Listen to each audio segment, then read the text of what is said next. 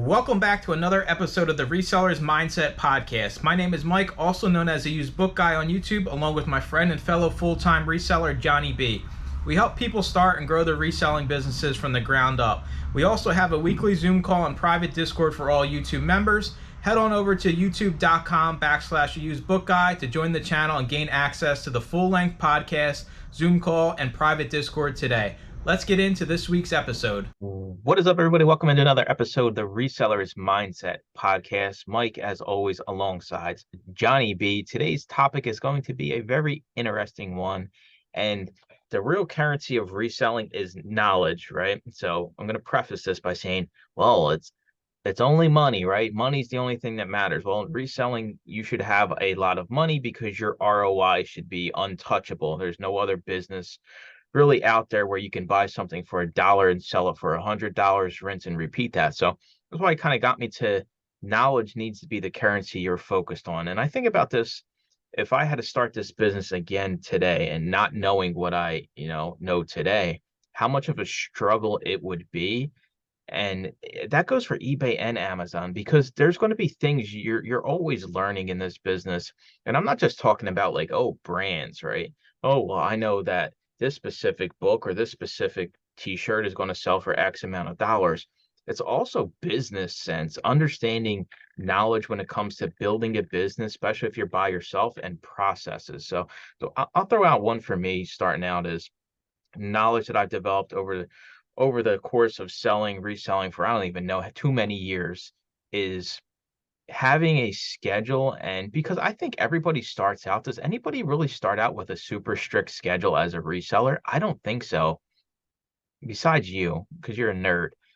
Besides Johnny, I think everybody kind of just jumps into it. And it's just one of those things where if you have time, you go do it. If you don't have time, you don't do it. And for me, I was that way for a while until I started surrounding myself with people that have schedules like Johnny and my wife Debs sitting back there. She has her own business. She works from home as well. You really start to see the efficiencies of having one and how it can basically multiply your business's success and profits. So that was kind of a big one for me where something, if I started again today, I didn't have a schedule, my life would be in shambles. I'm straight up. It would be a mess. So what you got going on over there? I'd say for me, at least in reselling, I'm always good at lists and stuff, but for reselling in general, it's getting the suck out of the way the first thing. Whatever the suckiest thing is that's on the chopping block that day, doing that first.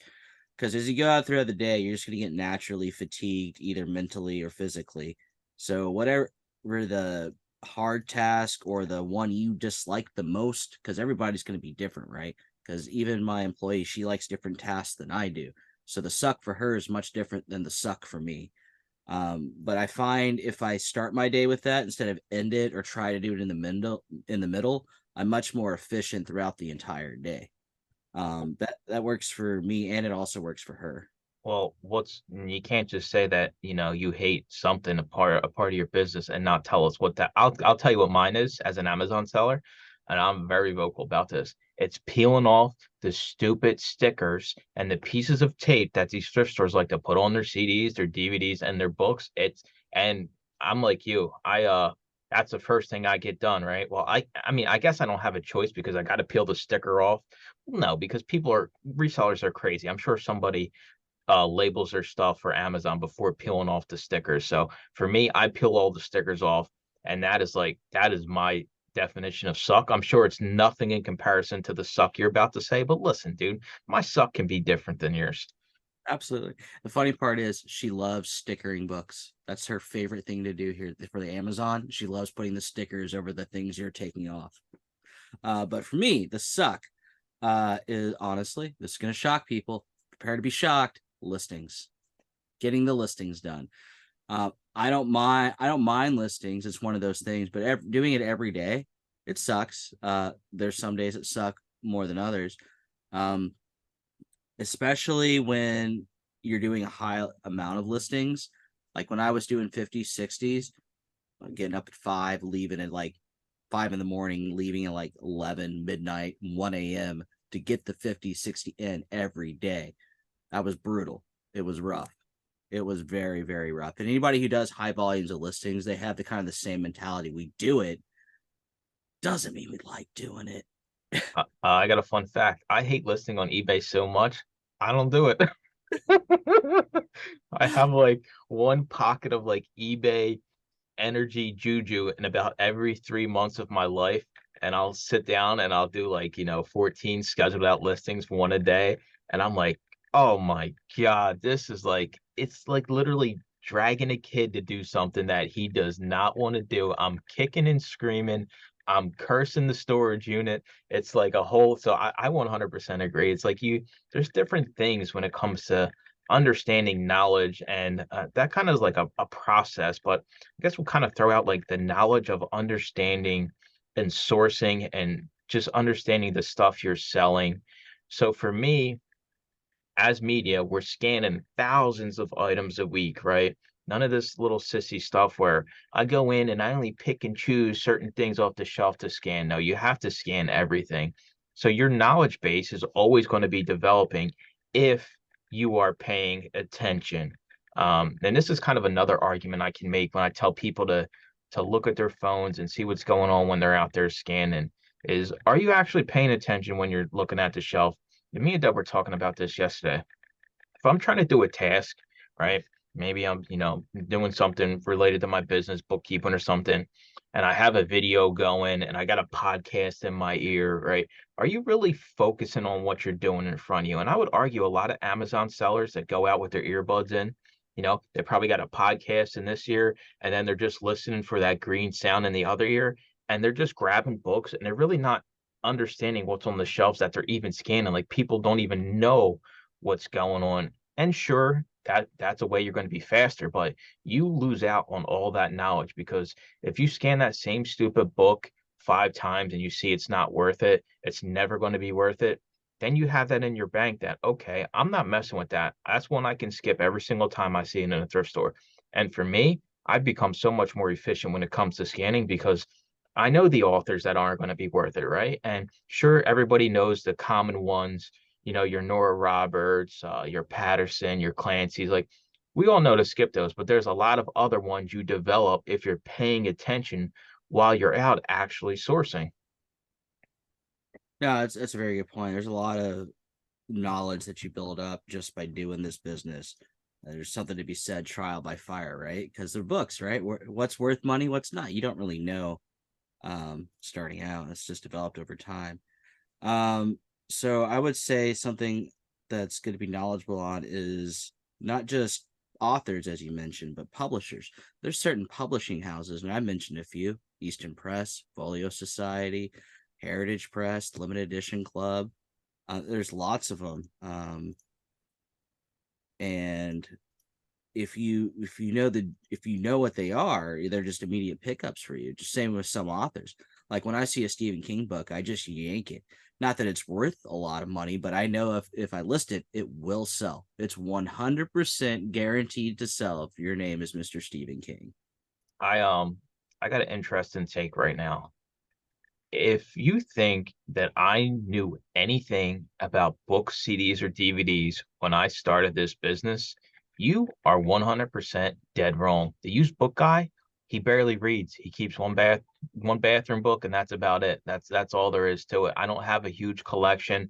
I don't even have a bookcase of books. I maybe have a stack of, 20 books that are just personal collections from, Halloween and horror movies and things that interest me. So the idea that you have to know everything before you start is 100% wrong because I started literally with no knowledge, and I literally, from the point I started to where I am today, it was all obtained throughout the time. And as you continue, you should always be learning. I don't think anybody ever reaches a point where they know everything about the category they sell in. Sure, you might know a lot, but there's always some other hidden gems out there. I mean, I think about it like I'm curious, what was your like, because you got all these, you're big into these sci-fi books, like were you like a huge reader and collector before you started, or was this something that you kind of developed over the past few years? Yeah, I mean, I don't like reading sci-fi. I like watching sci-fi. I like reading fantasy, specifically grimdark fantasy, which is everybody you know and love's gonna die kind of books. Yeah, but like different artists on your books, right? You tell me all the time, like, oh, this is Johnny B's little brother. He's a great artist. If you get his stuff, you know to sell it. I have no idea what you're talking about when you tell me these things. And I'm like, how do you even how do you even get to that point of knowing that, oh, this is XYZ's art on this book, and I know this, this artist, that book's going to sell just because of the cover art. Like, how did you ever get to that point? Well, before I started reselling, I did work at a book publishing house, and we made RPG books, and we worked with a lot of artists, and we bunch of nerds. We like the older artists, and so for artists, just like writers, they'll write for different publishing houses, just like artists will make art for different publishing houses. And I've seen a lot of the older art. They also, not just RPG books, they went on fantasy books and fantasy. So I was familiar with a lot of those older artists because I've seen their work before. And for those who don't know about cover art on books, usually they'll have their little signatures somewhere on the image itself. It's usually in the corner somewhere out of the way, and it's very faint, but you can see it. Also, sometimes they actually mention the illustrator like around the copyright pages. But even before that, I was always into reading. And I think cool art's cool. So when I see it, I like it. And I was an active reader. I still am an active reader. I'm not reading any book at the moment, but I pick up a couple, I don't know, maybe 20, 30 books a year that I read. I, And it's mainly for pleasure reading and occasionally some educational reading as well, because I like business. So sometimes I'll pick up a business book here and there. My primary reading is for enjoyment purposes. the line I should have started this podcast out with was, how much are you willing to pay to know every brand, every bolo in the niche you sell in? You can't put a monetary number on this, right? That's why we say knowledge is the currency of reselling, not, the money you make. Because if you had all of the knowledge, the money you make would be infinite. You would know every single brand when you walk in a store. You know every single style, every single publisher, every single thing that's going to make you money. And we kind of get carried away with chasing, the low dollar stuff, and we really don't pay attention when we're doing things in the business. And that there's so much money we've all passed over in thrift stores because we just don't have the knowledge base to understand that. And you can develop this over time. So for me, like, if I had to say, how am I gaining knowledge today, right? Like, I'm sitting here saying that I'm getting smarter as the days go by. Well, every time I'm out thrifting, I'm paying attention to everything that's on the shelf, right? This isn't just me going in, zoning out, goofing off, not paying any attention to anything going on. And I think a big thing that kind of has elevated my knowledge is you surround yourself with people that are smarter than you. And for me, it's not hard to find people that know a lot more about books than, I do or I did a year ago, right? And a lot of people, they're hesitant to maybe, I don't know, reach out or get in a group where they can be surrounded by people that have a lot of knowledge. Because listen, if you're not willing to accept, that you're the dumbest person in the room, it's hard for you to get in a group where everybody seems to be smarter than you. And I think it is, I don't even think for me, I could care less. If I'm learning from Johnny, there's plenty of other people in multiple groups that have so much more knowledge than me. I'm perfectly fine. Listen, I'm here to learn as much as I can. It's going to make me more money in the long run. But I'm here to tell you, a lot of people don't want to be the quote unquote dumbest person in the room, because a lot of people feel a certain type of way. I'm the complete opposite, thankfully. I'd be like, hey, I don't know nothing about this, but hey, lay it on me. What do you know? Like, I can soak up as much information as possible. So for me, surrounding yourself with like-minded people and paying attention when you're out in the thrift stores is how you're going to grow that knowledge base. And as Amazon, it's different than eBay, right? eBay, you can, maybe you can spend 20, 30 minutes a day looking up sold comps, different brands, things like that. And it might not seem like a lot. It might sound cheesy, right? Because to me, that sounds like, oh, why am I looking at eBay sold listings when I could be watching, Chucky on TV? It's like a 30-minute scroll on eBay, looking through different brands, sorting by what's sold, uh, that you're just instantly leveling up your brain, right? And it's not everything's going to pay off. You might never find that item you've seen on eBay, but if you come across that item, hey, you're grabbing that thing right off the shelf, and it's not even up for debate. All right, this one's going to make me probably $100, $200. What he just said is probably one of the most important things what he's probably said on this podcast. You don't need to be the smartest guy in the room. Having access to the smartest guy is good enough. And honestly, here's the other part of that lesson: knowing what questions to ask. Mike is really good about asking questions. And here are the 6 questions, and knowing what order to put these questions in: who, what, where, why, how, and to what extent. With that, you can solve any problem. But knowing which order and who to ask, if you can't come up with an answer or only part of those answers, that takes time to master. But if you may want to rewind that to write down those 6 questions, but those 6 questions will solve any problem, even if you need to go ask somebody to get the answer to one of those 6 questions. Listen, you're always gonna have the wise remarks from these know-it-all resellers that are gonna be like, wait a minute, you don't know how to combine items when you ship in an eBay order, right, to the same person, right? You're always gonna have some idiot out there that's just gonna be sarcastic. That's the reality of the internet.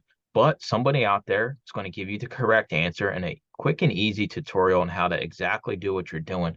Don't be afraid to ask questions and understand, what's working for other people, right? Like, what is Johnny selling a lot of? What is Mike selling a lot of?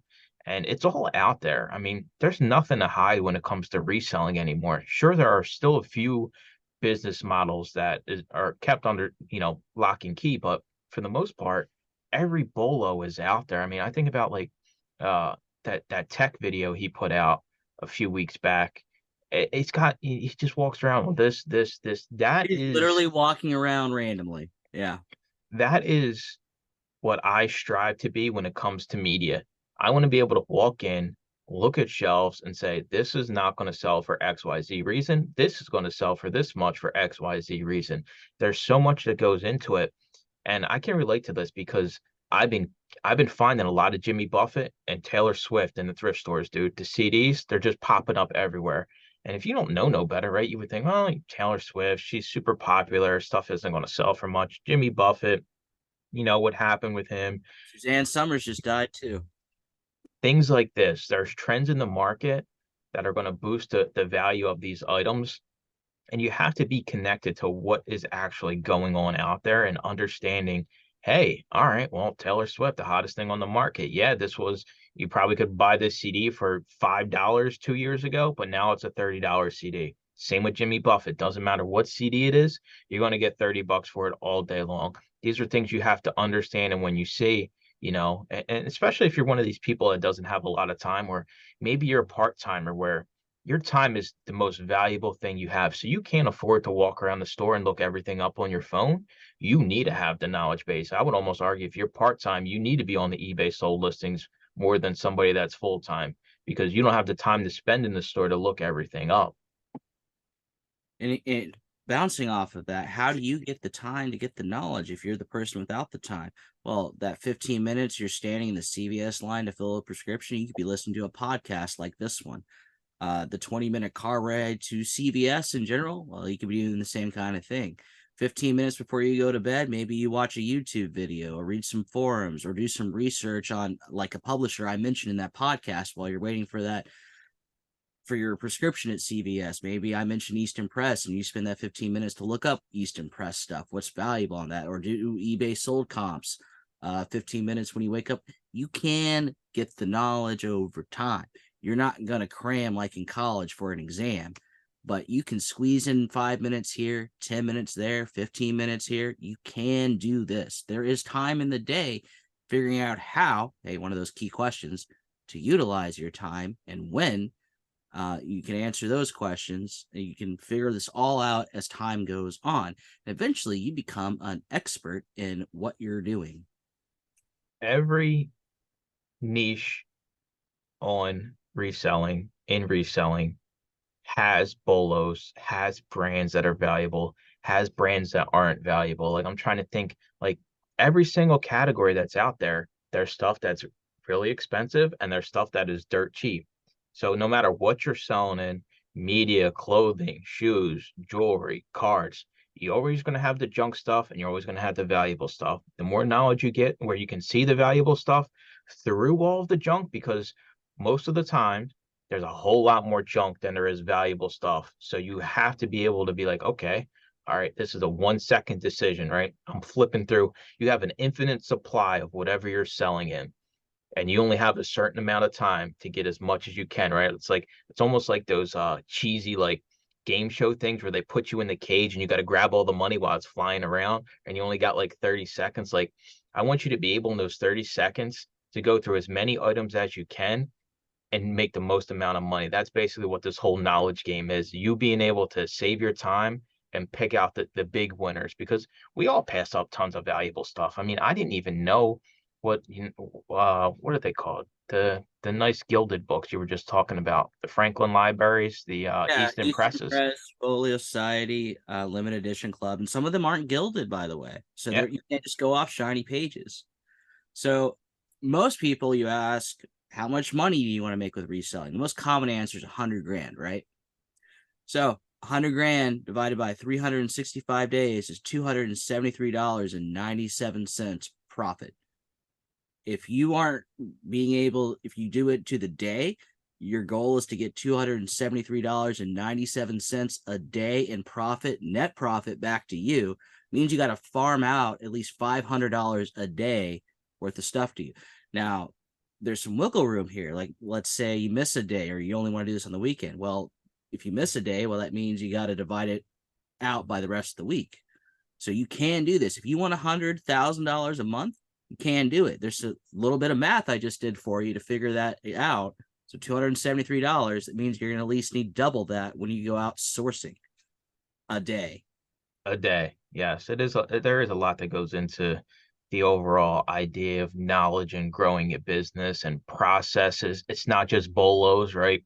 You can have all the bolos in the world, but if your thrift store sucks and you're not willing to build a relationship with somebody at a flea market, then you go bye-bye. That's just the reality of it. So knowledge is a lot more deeper than, oh, I just know XYZ sells and XYZ doesn't sell. It's about building your business the right way with processes, having connections, building relationships that way. And usually when you build a relationship with somebody, you're going to get something from the relationship besides just product, right? In most cases, unless it's just like your plain old supplier, you're going to be able to understand, hey, what is this person doing in their business? Hey, everybody has a different set of bolos in their mind, right? No two people are the same when it comes to their bolo list of what they're looking out for. So that's kind of a good way to kind of look at it and wrap up this call here before we jump over to the members part is no two people have the same knowledge in reselling. So you have a normal conversation. I can go in any reselling group and say, hey, what are the top 5 things you've sold that I should be on the lookout for? I highly doubt somebody will give you the same 5 items. And you could ask an infinite amount of people. Nobody's going to give you the same 5 exact items that they look out for, that they've sold for a lot of money in reselling. I mean, what do you think? You think somebody would ever give you the same 5? And I don't even think it's possible. You can get me, Max, and Caleb in here. We tend to deal in the older stuff, and I guarantee you all 3 of us are going to have different lists. All 3 of us. Yeah, it's a cool way to look at it, that every single reseller you're around has a different bolo list than you. And all it takes is a simple, hey, what's been working for you lately? What are some brands that are working for you lately? And people are hesitant to do that. And I just want everybody to kind of get out of their shell and, surround yourself with people that are smarter than you. And if you're the smartest one in the room, you're always going to be learning. So it's all right to, throw out some bones to us peons down here that don't know nothing. Like, hey, Johnny, well, give me something, Johnny. I don't know what I'm doing. Right? I got no problem asking. If Johnny sells a little trade paperback for $100, he better tell me what it is, right? He knows he don't have a choice. And I'm like, all right, well, this is the reality of it. And me having Johnny, and I tell Johnny what sells for a lot. Johnny tells me what sells for a lot. I mean, we all live happily ever after. This is a magnet of a very expensive book I have. It's magnetized on my trash can. And for those listening to the podcast, if you want to know what I'm talking about, you need to subscribe to the Used Book Guy on YouTube channel. This book right here is $400 every time you find it. Max has sold this, and I have sold this. So again, come to the YouTube channel and subscribe if you want to find out what this book is. It's a bolo for you. All right, we're going to wrap it up here. We appreciate everybody listening. We'll talk to everybody in next week's episode. Welcome back to another episode of the Reseller's Mindset Podcast. My name is Mike, also known as the Used Book Guy on YouTube, along with my friend and fellow full-time reseller, Johnny B. We help people start and grow their reselling businesses from the ground up. We also have a weekly Zoom call and private Discord for all YouTube members. Head on over to youtube.com/usebookguy to join the channel and gain access to the full-length podcast, Zoom call, and private Discord today. Let's get into this week's episode.